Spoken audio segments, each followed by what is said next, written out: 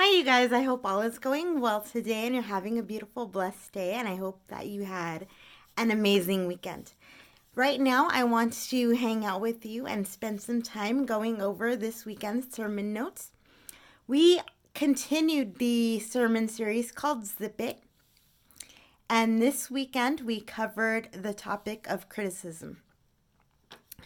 So, our memory verse for this week comes from Proverbs 15, and it's verses 31 and 32, and it says, "If you listen to constructive criticism, you will be at home among the wise. If you reject discipline, you will only harm yourself." And so, again, that is Proverbs 15, verses 31 and 32. And so this sermon is broken down into 3 prayers we can pray when dealing with criticism. And they all start with the words, "God help me." So number 1 is, God help me to know when to respond to criticism. And so the verse that illustrates this point comes from Judges chapter 8, verse 1 and 2. And it says, "Now the Ephraimites asked Gideon, 'Why have you treated us like this? Why didn't you call us when you went to fight the Midian?' And they challenged him vigorously," meaning they were really up in arms and really angry. But he answered them. Gideon gave them an answer as to why he did not call upon the Ephraimites.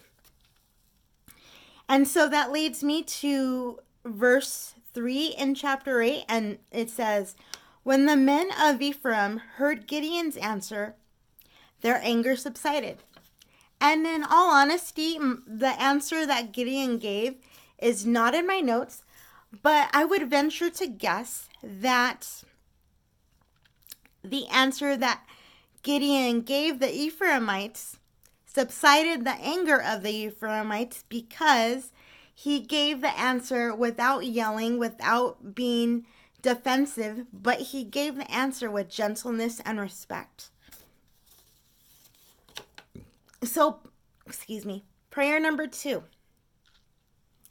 God help me to know when to ignore criticism. Okay, so the example that comes in the following verses comes from Jesus Christ himself when he faced the day that he was going to be crucified. And so it comes from 1 Peter chapter 2, verse 23, and it says, "When they hurled insults at him," the him was Jesus, "he did not retaliate. When he suffered, he made no threats. Instead, he entrusted himself to the one who judges justly." So in other words, Jesus had every human right every human right that a person could have to retaliate. He was going through the hardship of all hardships. He was going through a kangaroo court and the end was that he was going to be crucified. And so on his human side, he had the human permission, I guess you could say, to retaliate and to tell the people how bad they were being. But he chose to put himself in his Father's hands and say, "You know what? I am putting myself in your hands. I know this is your plan for me. I am going to trust you, and I'm going to trust that it's going to work out the way that you want it to work out. You're in control." So know when to ignore criticism and put yourself in God's hands. Prayer number 3. God help me to overcome my own critical nature. So we all at one time or another have a critical nature because we might see something that does not sit well with us, whether it be somebody else's behavior, something somebody is doing, and we might feel very critical in that moment and justify our criticism. But it says in Proverbs chapter 12 verse 18, some people make cutting remarks, but the words of the wise bring healing. Let me repeat that again.